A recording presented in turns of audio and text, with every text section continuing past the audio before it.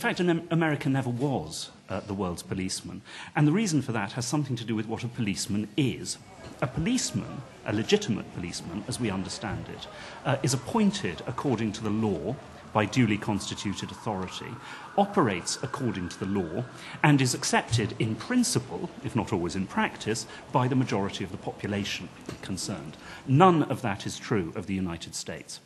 The United States has been appointed by no community as the world's policeman, operates according to no universally acknowledged law, and has not even followed in detailed cases what law does in fact exist.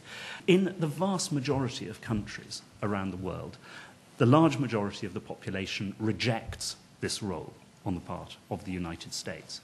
And that is even true in key American allies. The notion that the US has the right and duty to act as policemen and intervene around the world is based very much on the notion that the world as a whole is lawless and without America would be continually on the brink, or indeed over the brink, of tumbling over into war and anarchy. Now, there are parts of the world like that, but the majority of the world is not like that, in fact. If you take Africa, of course, under all the rhetoric, the United States, and actually, of course, Europe as well, have done their utmost not to get involved in most African conflicts. And this is not because, in most cases, the rest of the world or the other members of the UN Security Council would have prevented us. We didn't not go to Rwanda because China or Russia was trying to stop us. We didn't not go to West Africa because they were trying to stop us. And the hesitations about getting more involved in the Congo are not because they're trying to stop us. It's because, frankly, we don't want to. It's not important enough to us. Well, once again, the policeman who decides that he's not going to investigate or deal with a set of really awful crimes because they're not important enough to him is not a policeman.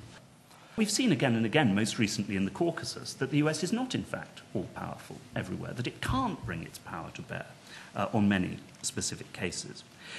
And that relates not just to the nature of American power, but it also relates to the American population. If you go out to small-town America, to the heartland, of course they are extremely nationalist very often. They will hit back, they wish to hit back and hard if America is attacked.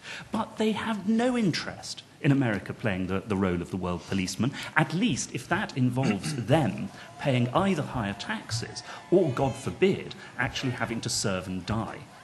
You cannot, in fact, mobilize the American population behind a program of world domination, whether or not dressed up in the language of being a policeman. If Obama is elected, he's not going to break with this American tradition of presenting itself with a mission to lead the world towards peace and freedom. That's far too deeply rooted in American culture. If you read what the Democrats have been saying about this, forging new alliances, etc., what they really mean is mobilizing Europe behind what they want to do. But I do hope that Obama will adopt a much more pragmatic policy towards the use of American power in the world, and one more focused not on the creation of grand world coalitions behind great causes, but behind the resolution or management of particular issues in particular places. In October 2001, in the early days of the Afghan war, some American soldiers on board the USS Enterprise were preparing a missile that would later be fired at Afghanistan. They decided to write a message on the missile, and they wrote the following. They wrote, "Hijack this, you fags." Now, obviously, that's an example of army wit, but their bosses in the military did not find it funny. The US Navy expressed official disapproval of the message. There followed a whole raft of new unofficial guidelines about what could and could not be written on post-9/11 missiles. First of all, this incident shows how far the culture of political correctness has spread its tentacles when, even when someone is launching a bomb that will kill people, the overriding concern is whether it will offend them as well. So I think there is also something more tellingly profound about that incident. I think it captures perfectly that while America is still immensely powerful in military terms, it simply doesn't know what it stands for anymore. You know, America has got more missiles than any other nation on Earth, but it literally doesn't know what to write on those missiles. I think America's ability to act as the policeman of the world, to kind of manage relations between states, has significantly diminished over the past 15 or 20 years. And that has been a result of both objective and subjective factors. The objective fact America faces today is that over the past 15 years, the world has become a far more fragmented place. During the Cold War era, that relatively stable time in global affairs, America's leadership of the Western fold was pretty much uncontested. Since the end of the Cold War, that has all changed. In a world with no clear dividing line between West and East, and where the policy and propaganda of anti-communism no longer works, America has a far greater difficulty offering a lead to Western nations, much less across the globe. On this front, it's really instructive to contrast the first Gulf War of 1991 with the second Gulf War of 2003. In the first Gulf War, America was able to lead a formidable coalition of powerful states in its assault on Iraq, including Britain, France, Italy, Canada, Germany. You know, the UN authorized the attack, and America led virtually the entire Western world in order to bomb Iraq back to the Stone Age, as one US official tactfully put it. The last burst of its policeman role, if you like. Just consider the second Gulf War, 12 years later. The UN, a body created by the US in the 1940s, largely to cement its post-war leadership, the UN did not authorize the 2003 war in Iraq. The war was opposed by France and Germany, which was significant. The coalition against Iraq this time still includes Britain, of course, but also an array of weak states that are easily cajoled by Washington, Albania, the Solomon Islands, Micronesia. And what happened in between those two wars, in between the first Gulf War and the second Gulf War, is that American leadership of the West withered. Without the raison d'etre of standing up to communism, America's global role that it assumed for itself stood exposed as shallow and visionless. We should remember that that 40-year Cold War period of relative unity between Western states under one nation's leadership was a very unusual and short-lived era in history. You know, prior to the Cold War, relations between capitalist powers were defined by rivalry, tension, one-upmanship, competitiveness. And when the Cold War institutions, those mechanical devices for suppressing Western tensions, when those institutions fell apart, rivalry came to the surface once more. So the fragmentation of the West after Gulf War I, after that final flourish of Cold War unity, is actually something like a return to normality in world affairs. And it's a normality that does not suit America. However, I would argue that subjective factors have been, if anything, even more decisive in the decline of America's policeman role. America's lack of direction in the international sphere is also triggered by its severe crisis of legitimacy in the domestic sphere. It is the American elite's own political and moral malaise, which means it is unable to take a lead in international affairs. You know, we sometimes forget wars are frequently lost at home rather than on the battlefield itself. You know, how a nation like America conducts itself in world affairs is about far more than the personalities in the White House. It's about far more than whether it's Bush or Obama. It's very much influenced by political coherence and legitimacy in the heart of the political capital. You know, for example, people still talk about America's Vietnam syndrome as if it were merely a foreign policy issue, as if it was simply humiliation at being defeated by a third world army. In reality, the real import of the Vietnam syndrome for the US elite over the past 40 years is that Vietnam unveiled a profound political malaise in Washington. You know, it was through the Vietnam experience that the American elite lost its young middle classes, lost control of black inner city areas, lost the argument with significant sections of its population about duty, honor, sacrifice, and other American values. That crisis of values still informs Washington's foreign policy today, and it gives rise to uncertain, unpredictable interventions in world affairs.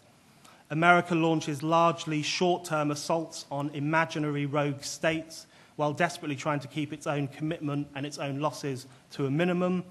It gives its soldiers cultural awareness training to educate them that they are not superior to foreigners, which, while of course being true, surely makes it very difficult for them to wage a war against said foreigners.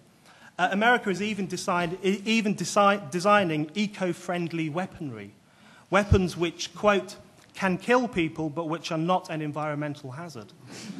And I think that really speaks to a political desire amongst the Washington elite not to make too much of an impact on our fragile and fragmented world. So what we end up with is a vicious cycle. On the one hand, America is drawn to the international sphere in search of some purpose, in search of a cure for its Vietnam syndrome. Yet on the other hand, its lack of purpose means that it is unable to commit to foreign ventures or organize them coherently.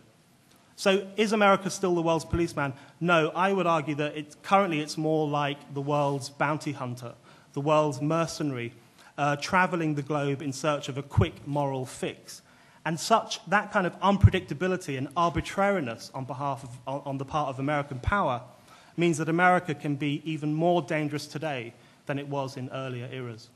When I wrote this book in defense of America, I've taken pains to point out it is a short book. Nonetheless,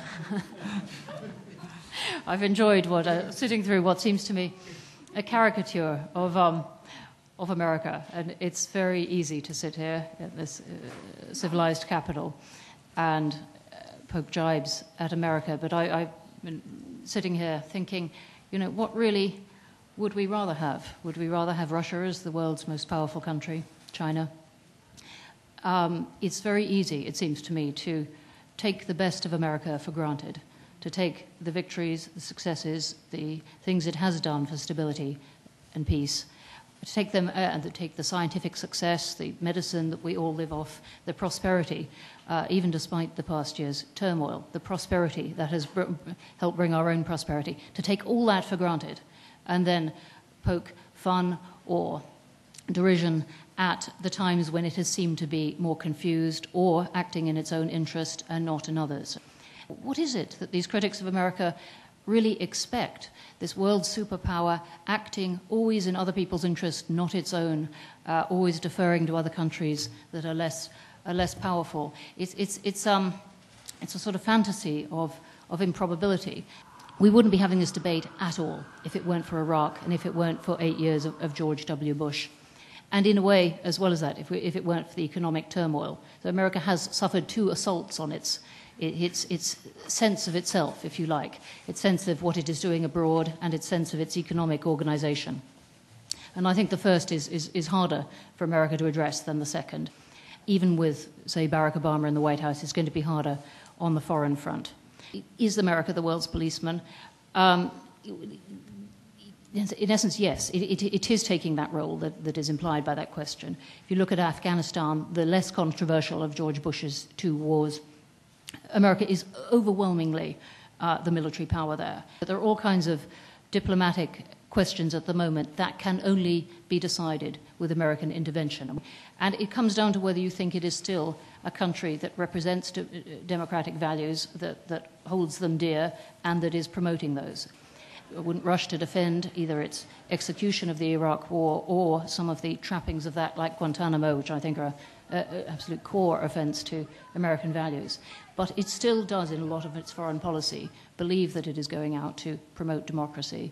And to me, the most telling example of that is in Central and Eastern Europe. If you go around those countries, you run into person after person, ordinary people, not the political elite, passionately supportive of America because of the role that they feel America played in getting them out of the Soviet Union and in giving them a future that is defined by democracy and by a market approach to their economies. And they are very grateful, very keen that their politicians are supportive of America and very willing to say that openly. And I think that is testimony to one of the better things that America has done.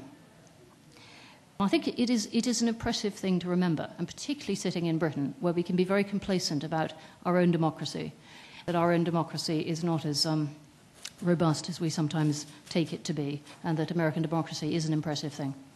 I think Bronwen raised the point, that if it weren't for Bush and the Iraq war, we probably wouldn't be having this discussion. I think this is a very good point, because Clinton intervened many times in other countries. You know, we think Somalia, Bosnia, Kosovo, Iraq, and Afghanistan, and yet that was largely... Sorry. In a funny way, Northern Ireland, but... And yet largely these actions were seen as legitimate. So something has changed. As Anatol writes in his book, that there is much less of a difference between sort of Republican and Democrat foreign policy. If you go outside Europe and look at America's actions, and because within Europe Clinton generally tried to operate by consensus, we see it more positively. But in other parts of the world, you know, you don't see most of the Central Americans praising American policy much under Democrats or Republicans. As to the Middle East, yes, there was support, certainly among governments, for the first Iraq War and one or two other things. But of course, in general, American policy, I mean, the whole notion that America has a positive role to play in the Israel-Palestinian conflict, of course it has a role. Its role is to support Israel. That's like saying, you know, Russia could have had a positive role in resolving the Kosovo conflict. Well, yes, from the point of view of the Serbs, certainly. I mean, by the way, I'm not saying at all that America doesn't have a positive role to play in various places, and where Bronwen said that American diplomacy is critical, you know, in various things. Yes, but that is diplomacy. It's positive diplomacy by a great power. It's not a policeman telling everybody else what to do. Of course America has a role to play, you know, in dealing with the threat from North Korea, but so does China, so does South Korea, so does Japan. It has a role, but not necessarily a dominant role. I was as opposed to Clinton's interventions as I am to Bush's. And I think just to come back on Anatol here, I think it's important to realise that, you know, Bush is the successor very much to the intervention created by Clinton and Blair. You know, he's not an aberration from it. And it was Clinton and Blair who moralised international affairs. You can really see that over Kosovo, where they spoke explicitly in terms of good and evil, right and wrong, and they said this is not a war for territory or for influence, it's a war just to enforce right against wrong. It was those two leaders who did all the things that Bush is now accused of doing. All Bush has done is he's quite clumsily adopted that kind of morality and added God to it. You know, that's what people don't like about it. So on why Bush seems more illegitimate, it's really because he's lost favour with the liberal elite more than anything else, with liberal commentators, with the very people, we should remember, who created this kind of so-called humanitarian intervention. They don't like him because he's Texan, he's clumsy, he's obtuse, you know, he's not a very nice person.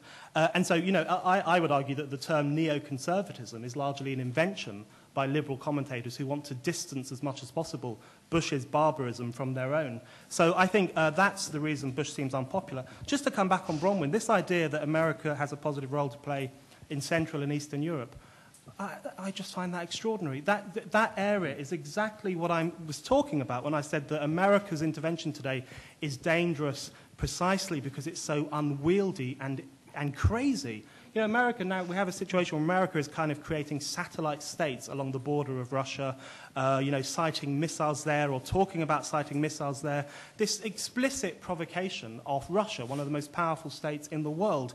And we can see the profound instability that provoked when there was the Georgian conflict, where you have this state, Georgia, a really immature, juvenile state, kind of backed by America, cajoled by America, provoked by America, then launches a war against Russia. I mean, one of the most extraordinary events of recent years. So I think the idea that America has a positive role to play there is just mad, really.